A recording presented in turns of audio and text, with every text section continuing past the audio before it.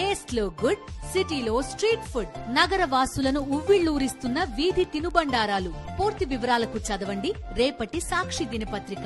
చంద్రబాబు నాయుడు తన స్వలాభం కోసం పవిత్రమైన తిరుపతి లడ్డు మీద నింద వేసి ఈ రోజు శ్రీవారి భక్తులందరి మనోభిప్రాయాల్ని దెబ్బతీశాడు. సో మళ్లీ ఆ భక్తుల మనోభిప్రాయాల్ని పునరుద్ధరించాలని, దానికి సుప్రీంకోర్టు కలుగజేసుకుని ఇది విచారించి నిజానిజాలు తెలపాలని మొదటి నుంచి మేము కోరుకుంటూనే ఉన్నాం. ఈ రోజు సుప్రీంకోర్టు ఈ కేసుని మరి స్వీకరించడం జరిగింది. ఈ కేసులో సుప్రీంకోర్టు కనుక కరెక్ట్ గా విచారిస్తే చంద్రబాబు నాయుడు అనుకో చేసిన అబద్దాలు ఖచ్చితంగా బయటకు వస్తాయి.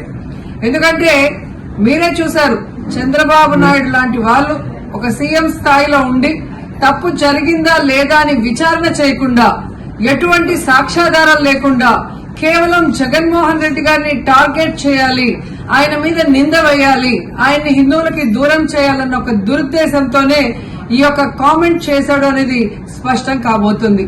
ఎందుకంటే ఈ రోజు సుప్రీంకోర్టు ఈ కేసు తీసుకునేంత వరకు, ఆ డేట్ అనౌన్స్ చేసేంత వరకు సిట్ వేయనే లేదు.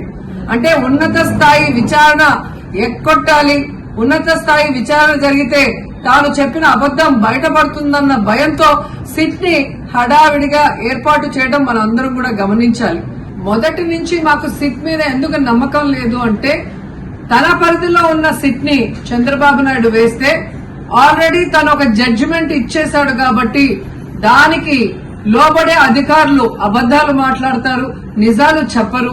ఎందుకంటే ఈరోజు సిట్ లో వేసిన అధికారి అడిషనల్ డీజీ, ఆయన కన్నా పెద్ద ర్యాంక్ లో ఉన్న టీటీడీ ఈఓ, మరి ఐఏఎస్ ఆఫీసరు మొదట మాట్లాడిన స్టేట్మెంట్ కి చంద్రబాబు నాయుడు గారు అబద్దం చెప్పిన స్టేట్మెంట్ తర్వాత మాట్లాడిన దానికి తేడా చూస్తేనే ఈ సిట్ అనేది సిట్ అండ్ స్టాండ్ కి తప్ప దేనికి పనికిరాదనేది అర్థమైంది.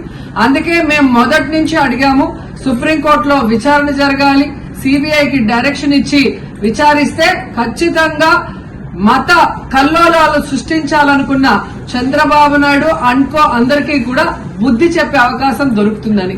సో ఈ రోజు విచారణ స్టార్ట్ అయింది.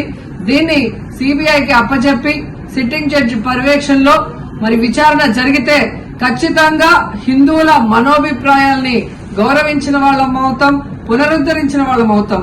లేకపోతే చంద్రబాబు నాయుడు వేసిన ఈ నింద పవిత్రమైన లడ్డూని తినాలా వద్దా, దీంట్లో కలిసిందా లేదా అన్న అనుమానంతోనే భక్తులందరూ కూడా ఈరోజు లడ్డూ తినకుండా వెళ్లిపోతుంటే ఒక తిరుపతి అమ్మాయిగా చాలా బాధేస్తుంది.